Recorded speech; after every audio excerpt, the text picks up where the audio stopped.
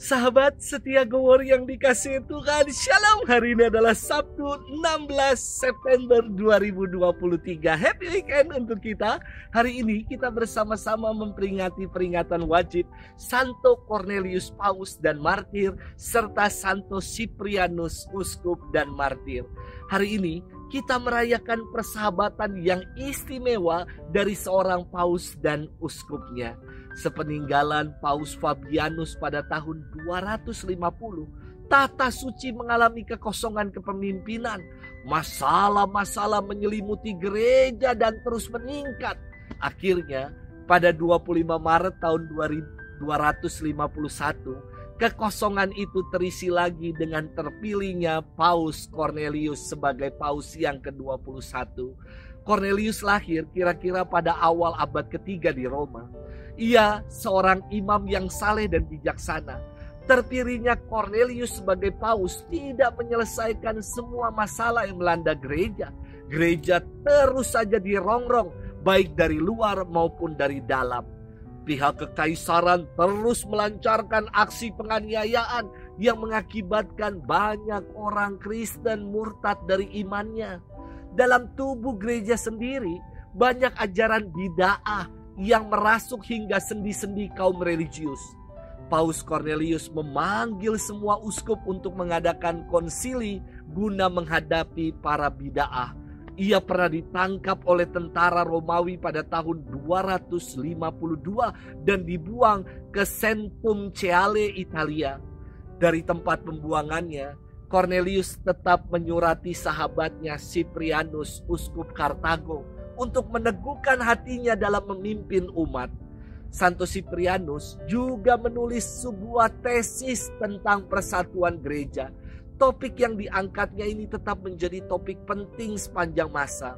Paus Cornelius wafat pada tahun 253 dan Uskup Cyprianus wafat dengan kepalanya dipenggal di Kartago pada tahun 258. Peringatan kedua orang kudus ini dirayakan bersama untuk mengingatkan kita akan pentingnya sebuah persatuan dalam gereja. Hari ini kita akan bersama-sama merenungkan firman Tuhan yang diambil dari Injil Lukas 6 ayat 43 sampai dengan 49. Mari kita siapkan hati kita. Haleluya, haleluya, haleluya. Orang yang mengasihi aku akan menaati sabdaku. Bapakku akan mengasihi dia dan kami akan datang kepadanya. Haleluya, haleluya, haleluya. Tuhan bersamamu dan bersama rohmu.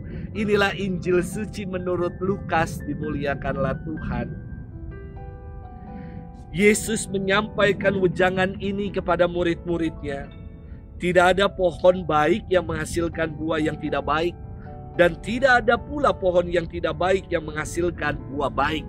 Sebab setiap pohon dikenal dari buahnya. Karena dari semak duri orang tidak memetik buah ara, dan dari duri-duri orang tidak memetik buah anggur. Orang yang baik mengeluarkan barang yang baik dari perbendaharaan hatinya yang baik. Tetapi orang jahat mengeluarkan barang yang jahat dari perbendaharaan hatinya yang jahat. Sebab yang diucapkan mulut meluap dari hati. Mengapa kalian berseru kepadaku, Tuhan, Tuhan, padahal kalian tidak melakukan apa yang kukatakan? Setiap orang yang datang kepadaku dan mendengarkan sabdaku serta melakukannya, aku menyatakan dengan siapa ia dapat disamakan. Dia itu sama dengan orang yang mendirikan rumah. Ia menggali dalam-dalam dan meletakkan dasarnya di atas batu. Ketika datang air bah dan banjir melanda rumah itu tidak dapat digoyahkan karena dibangun dengan kokoh. Sebaliknya, barang siapa mendengar sabdaku dan tidak melakukannya, ia sama dengan orang yang mendirikan rumah di atas dasar tanah tanpa dasar.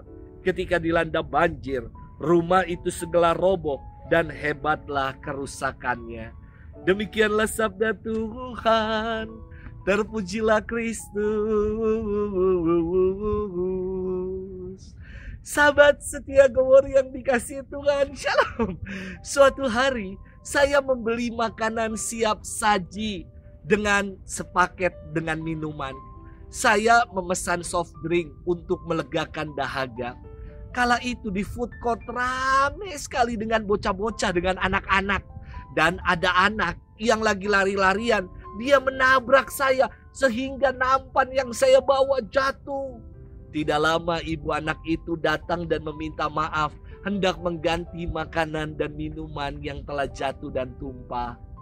Lalu saya katakan, tidak usah ibu, tidak apa-apa, karena masih terbungkus burgernya dan tetap bisa saya makan. Sahabat setia Gowor yang dikasihi Tuhan, firman Tuhan hari ini sangat dahsyat. Yesus bersabda, tidak ada pohon yang baik yang menghasilkan buah yang tidak baik. Dan tidak ada pula pohon yang tidak baik menghasilkan buah yang baik. Sebab setiap pohon dikenal dari buahnya. Sangat inspiratif sabda Yesus ini dan sungguh menjadi kebenaran. Karena kita mudah mengenali jenis pohon dari apa yang menjadi buahnya. Contoh, ketika kita lewat sebuah pohon, mungkin kita nggak tahu itu pohon apa. Tapi ketika pohon itu ada buahnya, umumnya kita dapat mengenali pohon tersebut sebagai pohon apa dari buahnya. Ada apelnya, pohon apel pasti. Ada anggurnya, anggur pasti, pohon anggur. Sahabat setia Gowor yang dikasihi Tuhan, Yesus menggunakan kebenaran umum untuk menjelaskan suatu kebenaran rohani, yakni pribadi yang baik adalah pribadi yang hidupnya berbuah. Pribadi yang luar dan bagian dalamnya adalah sungguh-sungguh baik. Sahabat setia Gowor yang dikasihi Tuhan, menyambung kisah awal tadi. Minuman yang saya bawa tumpah akibat tertabrak. Yang tumpah adalah soft drink yang saya bawa. Seandainya yang saya bawa kopi, yang tumpah pasti adalah kopi. Begitu juga seandainya yang saya bawa adalah teh, yang tumpah pasti juga adalah teh. Ternyata apa yang kita ekspresikan keluar merupakan luapan dari apa yang kita bawa. Kalau dalam hidup ini yang kita bawa adalah kemarahan, maka ekspresi yang keluar dari mulut ini adalah marah-marah. Kalau dalam hati ini, dalam hidup ini yang kita bawa adalah kecurigaan, maka ekspresi yang keluar, yang tampil, kita nggak pernah hidup tenang dan tidak bisa percaya sama orang lain. Namun ketika dalam hidup ini yang kita bawa dalam hati ini adalah damai, maka ekspresi yang keluar adalah sukacita dan kegembiraan. Maka pertanyaan untuk kita renungkan, apa yang telah kita bawa dalam hidup kita? Ingat, pohon yang baik akan menghasilkan buah yang baik. Semoga kita membawa selalu dalam diri kita, dalam hati kita, buah-buah yang baik, sehingga yang keluar pun adalah yang menjadi berkat yang baik untuk orang lain. Selamat bermenung dan Tuhan memberkati kita selalu dalam nama Bapa dan Putra dan Roh Kudus. Amin.